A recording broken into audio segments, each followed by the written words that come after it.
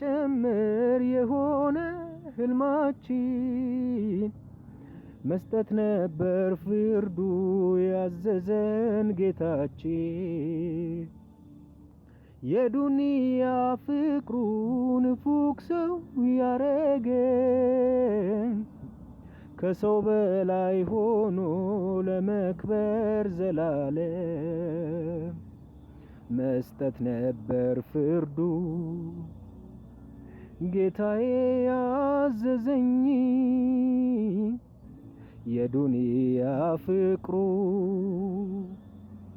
ንፉግ ሰው ያረገኝ የቲምን አደራ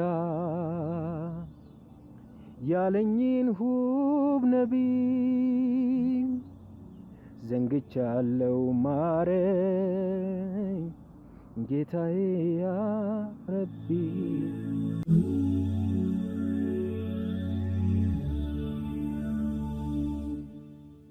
ኑርቢን አነሱ 3 ልጆች አሏት። ጉሊት ቸርችራ የምትኖር ባለባት የጤና ችግር ምክንያት የማይቋረጥ መድኃኒት የምትወስድ ለፍቶ አዳሪ ናት። ምንም እንኳን ኑሮዋ ከእጅ ወደ አፍ ቢሆንም ከባሏ ጋር ተደጋግፈው ነገን የተሻለ ለማድረግ በአላህ መወከልና የሚችሉትን ያህል ጥረት ማድረግ መታገል እንዳለባቸው አምነው በተስፋ መኖርን ስንቅ አድርገው የሚኖሩ ብርቶች ናቸው።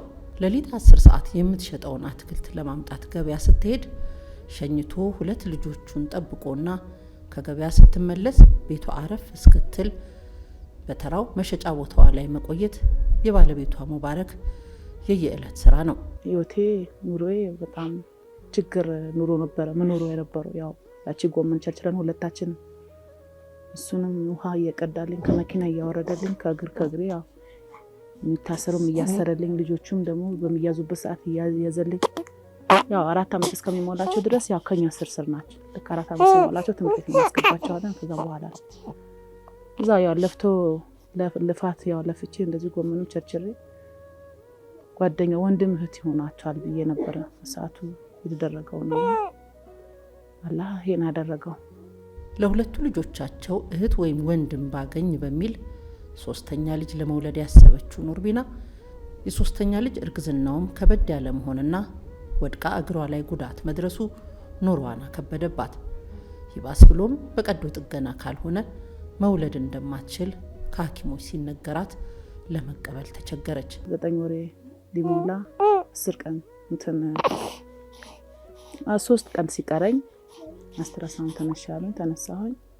ስነሳ ያው ልጅቷ በቂጧ ተቀምጣለችና ማምጣሽ መውለድ አትችይም ኦፕራሽን ተደረጊ ተባልኩኝ። አረን ያምጪ ነው ወልዶ ምን ጊዜ ነው ባካችሁ ጊዜ ስጡኝና 3 ቀን እኮ ነው የቀረኝ 9 ወር ሊሞላኝ 3 ቀን ብቻ ነው የሚቀረኝ እና ያቺ 3 ቀን እንኳን እንደተፈናሰላችሁ አይ ልጅሽ የማትፈልጊ ከሆነ አምጣሽ ወለጂ ልጅሽ የምትፈልጊ ከሆነ ደግሞ ኦፕራሽን መደረግ አለብሽ ልጅሽ አጓጉን ተቀመጠችው አሉ። እሺ አልኳቸው። ሐሙስ 2 ሰዓት ገባሁኝ 4 ሰዓት ላይ ኦፕራሽን ተደረኩኝ። ሲደረግ እዛ ያው በጣም ንግግር ተነጋገሩ። ሲነጋገሩ ውስጥ የተጨነቀ ምንድነው ትክክል አይደለም ልጅቷ ምናምን እየሰል ልጅ ስል አይ በቃ ዝም ብለሽ ተኛ አንቺ ከማለዘዣ አልወጣሽምና አርፈሽ ተኛ ምናምን አለ። እረፍት አልሆናለኝ። አሁንም እረፍት አልሰጠኝም። አሁንም ደግሜ ጠየኳቸው። ስጠይቃቸው አሁንም በቃ የተፈጥሮ ነገር ነው ምን ታረጊያለሽ አርፈሽ ተኛ አንቺ ለራስሽ ለህይወትሽ ማሰብ አለብሽ ምናምን አለ። እዛ ያው ራሴን ጨርሼ ወደ አልጋ ክፍል አስገቡኝ። እህቴ ይዛት ነበርና እህቴ እንደዚህ ያማረርሻለህ እንግዲህ ያማረን ነው ያው እጅ ምግር ሚለላች ልጅ ሰጠሽ አለች።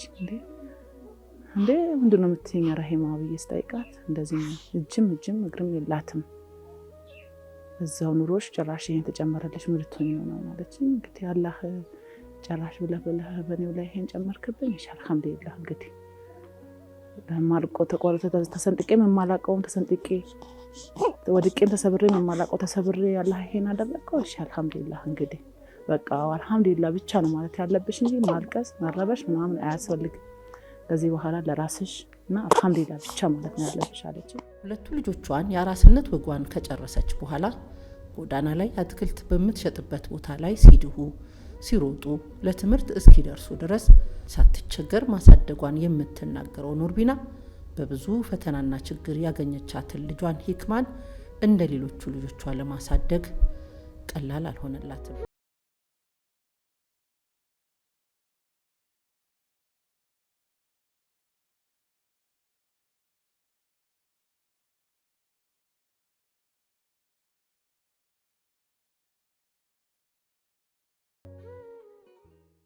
ሶፊት አቀረኩ ነበር።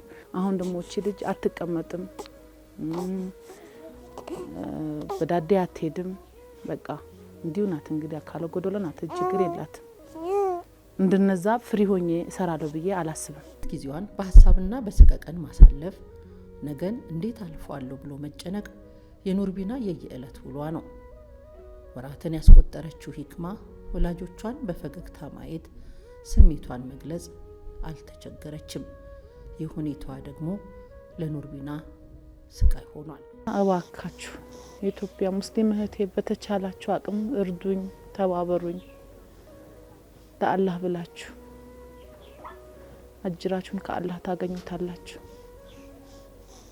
ለኔ ልጄ ናት፣ ለእናንተ ደግሞ እህታችሁ ናት እና ለአላህ ብላችሁ በተቻላችሁ አቅም እርዱኝ። ሙስሊም እህት ወንድሞች፣ የኢትዮጵያ ሕዝብ በሙሉ በተቻለው አቅም ይተባበረኝ ነው የምለው ያለው። ሌላ የምለው ነገር ምንም የለኝም።